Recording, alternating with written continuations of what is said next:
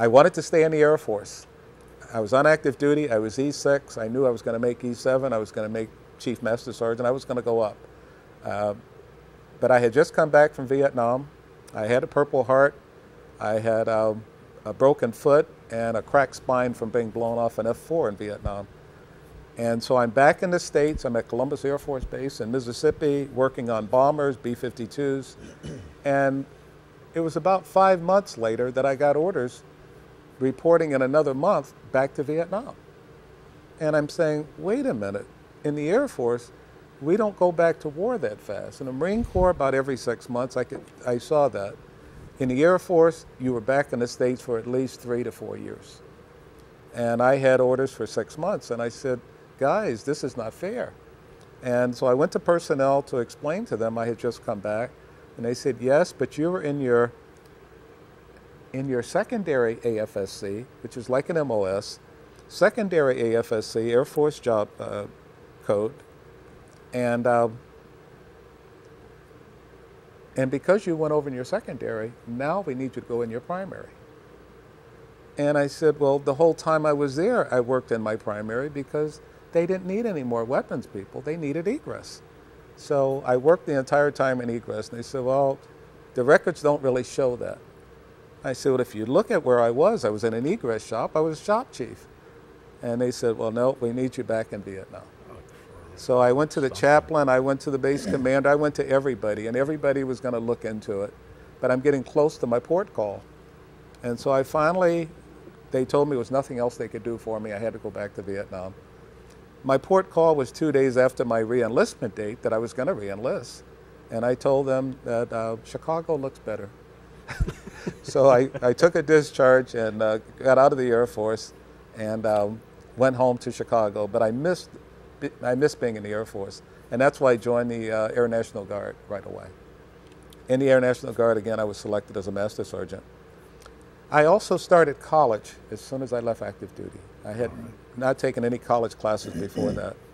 So I started college, and I was, after a couple years, and I'm moving along in college, but I'm running out of money. And a major came from ROTC, from Chicago, and Illinois Institute of Technology, and asked me if I'd be interested in going ROTC and becoming an officer. And I told him no. I love being an NCO, and that's what I wanted to be. And so we're still going along in college. He came back about 2 months later. I'm running out of money for college, and he offered me a scholarship in ROTC. Scholarship that was going to pay for my tuition at Illinois Institute of Technology, and so I accepted it, and 2 years later I was second lieutenant. Imagine an offer you cannot refuse. Made me an offer I definitely could not refuse. So that's how I became an officer, and went back on active duty in 1973, and retired in 1997. I retired in 97 as well. Oh, okay. August 1st. October 31st. Okay. Jeez. So it was all because of the college. All because of college. I wanted the college degree. But the scholarship was what sold you to become an officer. Scholarship, funding my college is what sold me. Gee, that was something. And you have a doctorate's degree? Yes. After I got back on active duty, I went ahead and I got my master's degree. Again, to get to commission, I had the bachelor's degree. And again, from Illinois Institute of Technology and Economics. And then I got my master's degree in education while in Mississippi. And it was, I think, about 20 years later, I decided to get my doctorate. Yeah, your biography is very impressive of all your degrees. A doctor's degree in education, that's something. It was really good. What was your best duty station? Oh, I had some fantastic duty stations. I'm going to say Guam. I was the Deputy LG, which is Deputy Logistics Commander for 13th Air Force on Guam. I was there for 3 years. It was only an 18-month tour, but I extended because it was so much fun. Now, when you were at Guam, were you an officer or enlisted at that time? I was an officer. I was a lieutenant colonel at the time. Oh, so you And I got to travel everywhere.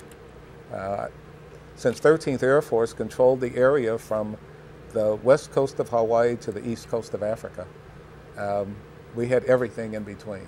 Wow. So I got to go to Australia, Thailand, Philippines. Yeah, and Guam being right where it was at, you were centralized. Everywhere. Spent a lot of time in Hawaii. Everything was just a hop away. Well, it's a long flight away, but it was A lot closer than we are now. yes, it was there.